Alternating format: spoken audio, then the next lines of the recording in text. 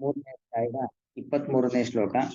ಯದಿ ಕ್ಷಯಂ ನ ವರ್ತೇಯಂ ಜಾತು ಕರ್ಮಣ್ಯತಂದ್ರಿತಃ ಮಮ ವರ್ತ್ಮಾನುವರ್ತಂತೆ ಮನುಷ್ಯಾ ಪಾರ್ಥ ಸರ್ವಶಃ. ಯದಿ ಹಿ ಅಹಂ ನ ವರ್ತೇಯಂ ಜಾತು ಕರ್ಮಣಿ ಅತಂದ್ರಿತಃ ಮಮ ವರ್ತ್ಮ ಅನುವರ್ತಂತೆ ಮನುಷ್ಯಾಃ ಪಾರ್ಥ ಸರ್ವಶಃ. ಕೃಷ್ಣ ಹಿಂದೆ ಹೇಳಿದ ವರ್ತ ಏವಚ ಕರ್ಮಣಿ ಕರ್ಮಣಿ ವರ್ತೇ ಏವ. ನಾನು ಕರ್ತವ್ಯಗಳನ್ನ ಮಾಡ್ತಾನೇ ಇದ್ದೇನೆ.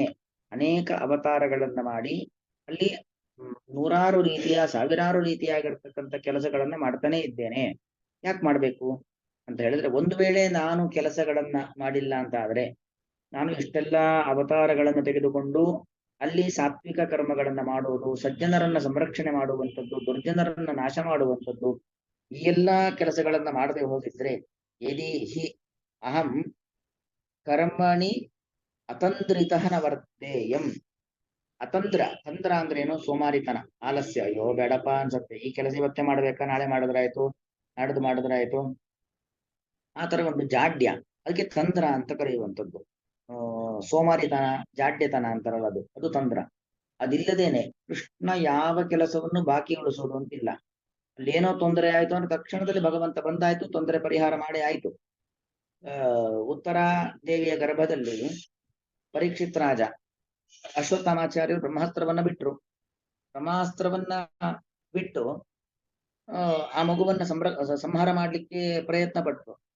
ಒಂದು ಮಗು ಹೋದ್ರಾಯ್ತು, ಇನ್ನೊಂದು ಮಗುವನ್ನ ಗರ್ಭದಲ್ಲಿ ಕೂರಿಸಿದ್ರಾಯ್ತು, ನಾನು ಮತ್ತೊಂದು ಮಗು ಅವಳಿಗೆ ಆಗೋ ತರ ಅನುಗ್ರಹ ಮಾಡಿದ್ರಾಯ್ತು ಅಂತ ಬಿಟ್ನ. ಇಲ್ಲ, ಬ್ರಹ್ಮಾಸ್ತ್ರ ಬಿಟ್ಟ ಕೂಡಲೇ ಅವಳು ಕೃಷ್ಣ ಅಂತ ಕರೆದಲು. ತಕ್ಷಣ ಕೃಷ್ಣ ಬಂದ, ಮಗುವನ್ನ ಸಂರಕ್ಷಣೆ ಮಾಡಿದ. ದ್ರೌಪದಿಯ ವಸ್ತ್ರಾಪಹಾರ ಆಗ್ತಕ್ಕಂಥ ಸಂದರ್ಭದಲ್ಲಿ ತಕ್ಷಣದಲ್ಲಿ ಭಗವಂತ ಬಂದ, ಅವಳ ಮಾನವನ್ನ ಕಾಪಾಡದ.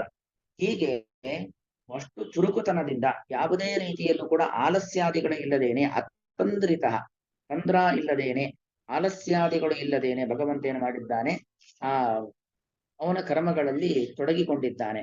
ಒಂದು ವೇಳೆ ಯದಿನ ವರ್ತೇಯಂ, ಒಂದು ವೇಳೆ ನಾನು ಕರ್ಮಗಳಲ್ಲಿ ತೊಡಗಿಕೊಳ್ಳದೆ ಇದ್ದಿದ್ದರೆ, ನಾನೇನೂ ಮಾಡದೆ ಸುಮ್ಮನೆ ಕೂತು ಬಿಟ್ಟಿದ್ರೆ, ಮಮ ವರ್ತ್ಮಾನುವರ್ತಂತೆ ಮನುಷ್ಯಾಹ ಸರ್ವಶಃ. ಸರ್ವಶಃ ಅಂದ್ರೆ ಎಲ್ಲ ಅಂತ ಅರ್ಥ. ಎಲ್ಲ, ಸರ್ವೇ ಮನುಷ್ಯಾಹ, ಎಲ್ಲಾ ಮನುಷ್ಯರು ಕೂಡ ನನ್ನನ್ನೇ ಅನುಸರಿಸ್ಬಿಡ್ತಿದ್ರು. ಕೃಷ್ಣನೇ ಸುಮ್ಮನೆ ಕೂತಿಲ್ವಾ, ನಾವ್ಯಾಕೆ ಸುಮ್ಮನಿರಬಾರ್ದು? ಕೃಷ್ಣನೇ ಆಗ್ತಾ ಇರತಕ್ಕಂಥ ಅನ್ಯಾಯವನ್ನು ನೋಡಿ ಸುಮ್ಮನಿದ್ದಾನೆ, ನಾವ್ಯಾಕೆ ಸುಮ್ಮನಿರಬಾರ್ದು? ನಾವು ಅನ್ಯಾಯವನ್ನು, ಯಾರೋ ಅನ್ಯಾಯ ಮಾಡಿಕೊಂಡು ಇರ್ಲಿ, ನಾವ್ಯಾಕೆ ಅದನ್ನು ಪ್ರತಿಭಟಿಸ್ಬೇಕು?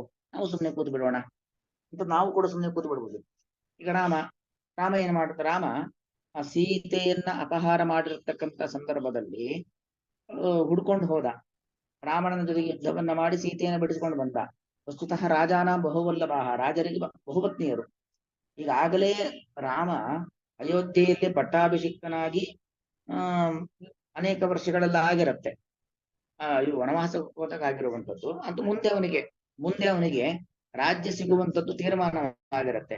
ಅದು ಅವನು ರಾಜನ ಕುಟುಂಬದಲ್ಲಿ ಬಂದಿರತಕ್ಕಂಥವನು, ಎಷ್ಟು ಬೇಕಾದ್ರೂ ಮದುವೆ ಆಗ್ಬೋದಿತ್ತು. ಆ ಸೀತೆಯನ್ನು ಹುಡ್ಕೊಂಡು ಯಾಕೆ ಹೋಗ್ಬೇಕಿತ್ತು? ರಾಮ ಯಾರೋ ಅಪಹಾರ ಮಾಡಿರ್ತಕ್ಕಂಥ ಸೀತೆಯನ್ನ ಬಿಟ್ಟು ಬೇರೆ ಮದುವೆ ಆಗಿಲ್ವಾ, ನಾವು ಹಾಗೆ ಆಗ್ಬಿಡೋಣ ಅಂತ ಹೇಳಿ ಎಲ್ಲರೂ ಹಾಗೆ ಎದ್ದು ಬಿಡ್ತಿದ್ರು ಅಲ್ವಾ? ಅದು ಕೃಷ್ಣ ಯದಿ ಅಹಂನ ವರ್ತೇಯಂ, ನಾನು ಕರ್ಮದಲ್ಲಿ ನನ್ನನ್ನು ನಾನು ತೊಡಗಿಸಿಕೊಳ್ಳಿಲ್ಲ ಅಂತ ಆದರೆ, ಕೃಷ್ಣನ ಮೇಲೆ ಸಮಂತಮಣಿಯನ್ನ ಕದ್ದಿದ್ದಾನೆ ಎಂಬತಕ್ಕಂಥ ಅಪಹಾರ ಬಂತು. ಯಾವುದೇ ಒಂದು ಅಪವಾದಗಳು ಬಂದಾಗ ನಮ್ಮ ಮೇಲೆ ಬಂದಿರತಕ್ಕಂಥ ಅಪವಾದಗಳನ್ನ ನಾವು ಪರಿಹಾರ ಮಾಡ್ಕೊಂಡ್ ಬಿಡಬೇಕು. ಇಲ್ಲದೆ ಹೋದ್ರೆ ಅದು ಹಾಗೆ ಸುಳ್ಳು ಯಾವತ್ತೂ ಕೂಡ ಸುಳ್ಳಿಗೆ ಸುಳ್ಳು ಸೇರ್ತಾ ಸುಳ್ಳನ್ನೇ 100 ಬಾರಿ ಹೇಳಿ ಅದೇ ಸತ್ಯ ಹೋಗ್ಬಿಡತ್ತೆ.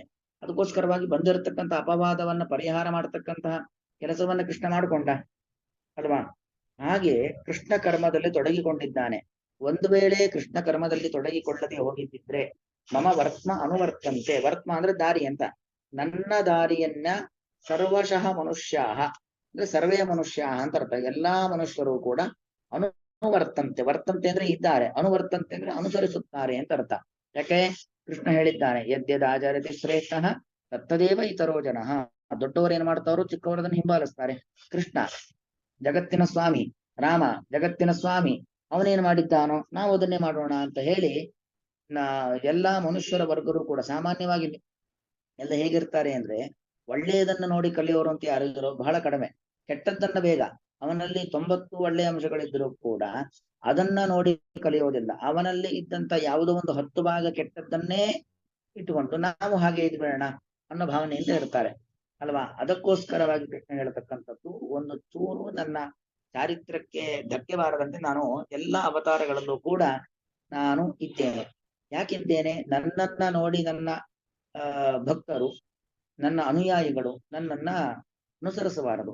ಕೃಷ್ಣ ಹೀಗೆಲ್ಲ ಅನ್ಯಾಯ ಮಾಡಿದ್ದಾನಲ್ವಾ, ಉದಾಸೀನಾಗಿದ್ದಾನಲ್ವಾ, ನಾನು ಕೂಡ ಹಾಗೆ ಇದ್ದು ಬಿಡೋಣ ಅನ್ನೋ ಭಾವನೆ ಯಾರಿಗೂ ಕೂಡ ಬರಬಾರದು. ಅದಕ್ಕೋಸ್ಕರವಾಗಿ ನಾನು ಕರ್ಮದ ಕಟ್ಟುಪಾಡುಗಳು ನನಗಿಲ್ಲದೆ ಹೋದರೂ ಕೂಡ ನಾನು ಕರ್ಮದಲ್ಲಿ ತೊಡಗಿಕೊಂಡಿದ್ದೇನೆ ಅನ್ನೋದನ್ನು ಹೇಳ್ತಿದ್ದಾನೆ. ಅಂದ್ರೆ ಕೃಷ್ಣ ಹಿಂದೆ ಹೇಳಿದ್ದು ವರ್ತಯೇವಚ ಕರ್ಮಣಿ, ಕರ್ಮಣಿ ವರ್ತೇವ, ಕರ್ಮದಲ್ಲಿ ಇದ್ದೇ ಇದ್ದೇನೆ. ಆ ಕರ್ಮದಲ್ಲಿ ಯಾಕಿದ್ದೇನೆ ಅನ್ನೋದನ್ನು ಇಲ್ಲಿ ಹೇಳ್ತಾ ಇದ್ದಾನೆ. ಏಕೆಂದರೆ ಈ ಅನ್ನೋದು ಅವ್ಯಯ, ಅವ್ಯಯಾನ ಅನೇಕಾರ್ಥತ್ವ, ಅವ್ಯಯಗಳಿಗೆ ಅನೇಕಾರ್ಥ.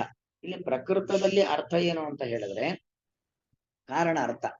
ಏಕೆಂದರೆ ಇಲ್ಲಿ ಒಂದು ವೇಳೆ ಅಹಂ ನಾನು ಜಾತು ಎಂದೆಂದಿಗೂ ಅತಂದ್ರಿತ, ತಂದ್ರ ಅಂತ ಹೇಳಿದ್ರೆ ಆಲಸ್ಯ ಸೋಮಾರಿತನ, ಅತಂತ್ರ ಅಂದ್ರೆ ಆಲಸ್ಯವಿಲ್ಲದೇನೆ ಕರ್ಮಣಿ ಕಾರ್ಯದಲ್ಲಿ ನ ವರ್ತೇಯಂ ಅಂದ್ರೆ ಲೋಕ ಸಂರಕ್ಷಣೆಗೋಸ್ಕರವಾಗಿ ಲೋಕಹಿತಕ್ಕೋಸ್ಕರವಾಗಿ ಕರ್ಮದಲ್ಲಿ ನಾನು ನನ್ನನ್ನು ತೊಡಗಿಸಿಕೊಳ್ಳದೆ ಇಟ್ಟಿದ್ದರೆ ಪಾರ್ಥ ಎಲೆ ಪೃಥಯ ಮಗನೇ ಸರ್ವಶಃ ಅಂದ್ರೆ ಎಲ್ಲಾ ಮನುಷ್ಯರು ಸರ್ವಶಃ ಎಲ್ಲಾ ರೀತಿಯಿಂದಲೂ ಕೂಡ ಮಮ ನನ್ನ ದಾರಿಯನ್ನು ಅನುವರ್ತಂತೆ ಅನುಸರಿಸುತ್ತಾರೆ.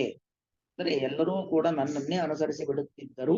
ಹಾಗಾಗಬಾರದು ಅನ್ನೋ ಕಾರಣಕ್ಕೋಸ್ಕರವಾಗಿ ನಾನು ಕರ್ಮದಲ್ಲಿ ನನ್ನನ್ನ ನಾನು ತೊಡಗಿಸಿಕೊಂಡಿದ್ದೇನೆ. ನೋಡಿ, ಒಂದು ಗಾದೆ ಮಾತು ನೆನಪು ಮಾಡ್ಕೊಳ್ಬೇಕು.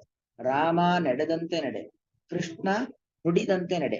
ಯಾಕಂದ್ರೆ ರಾಮನ ನಡೆಯನ್ನ ಪಾಲಿಸ್ಲಿಕ್ಕಾಗತ್ತೆ.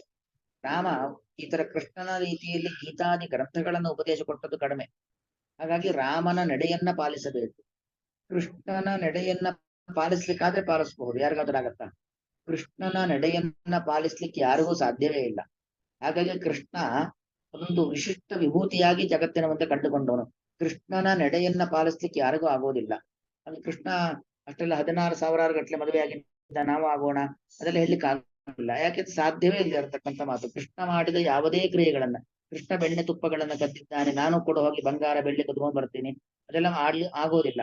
ಕೃಷ್ಣನ ನಡೆಯನ್ನ ಪರಿಪಾಲಿಸ್ಲಿಕ್ಕೆ ಆಗೋದಿಲ್ಲ. ಅದರಿಂದಾಗಿ ಕೃಷ್ಣನ ನುಡಿಯನ್ನ ನಾವು ಪರಿಪಾಲಿಸ್ಬೇಕು, ರಾಮನ ನಡೆಯನ್ನ ಪರಿಪಾಲಿಸ್ಬೇಕು. ಹೀಗೆ ಕೃಷ್ಣ ಹೇಳುವಂಥದ್ದು. ನಾನು ಯಾಕೆ ಕರ್ಮದಲ್ಲಿ ತೊಡಗಿಕೊಂಡಿದ್ದೇನೆ ಅಂದ್ರೆ ಕರ್ಮದ ಬಂಧನದಲ್ಲಿ ನಾನಿದ್ದೇನೆ ಅನ್ನೋ ಕಾರಣಕ್ಕೋಸ್ಕರವಲ್ಲ. ನನಗೆ ಕರ್ಮದ ಬಂಧನವಿಲ್ಲದೆ ಹೋದರೂ ಕೂಡ ಜಗತ್ತು ನನ್ನನ್ನ ಹಿಂಬಾಲಿಸುತ್ತದೆ. ಆ ಕಾರಣದಿಂದ ನಾನು ಕರ್ಮದಲ್ಲಿ ತೊಡಗಿಕೊಂಡಿದ್ದೇನೆ. ಆದ್ರಿಂದ ನೀನು ಈಗ ಶ್ರೇಷ್ಠನಾದ ವ್ಯಕ್ತಿ, ಕ್ಷತ್ರಿಯ, ಪಾಂಡುವಿನ ಪ್ರೀತಿ ಪಾತ್ರನಾಗಿರ್ತಕ್ಕಂಥ ಪುತ್ರ, ಕೃಷ್ಣನ ಭಕ್ತ. ನಿನ್ನನ್ನ ಹಿಂಬಾಲಿಸುವವರು ಅನೇಕ ಮಂದಿ ಇರುತ್ತಾರೆ, ಅವರಿಗೆ ದಾರಿ ತಪ್ಪಿಸ್ಬೇಡ, ನಿನ್ನ ಪಾಲಿನ ಕರ್ತವ್ಯವನ್ನ ನೀನು ಮಾಡು ಅನ್ನೋದನ್ನ ಅರ್ಜುನನಿಗೆ ಮನಮುಟ್ಟಿಸ್ಲಿಕ್ಕೋಸ್ಕರವಾಗಿ ಹೀಗೆ ತನ್ನ ಬಗ್ಗೆ ತಾನು ಹೇಳ್ಕೊಳ್ತಾ ಇದ್ದಾನೆ.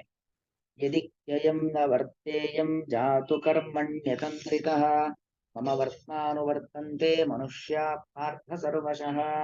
ಶ್ರೀಕೃಷ್ಣಾರ್ಪಣ.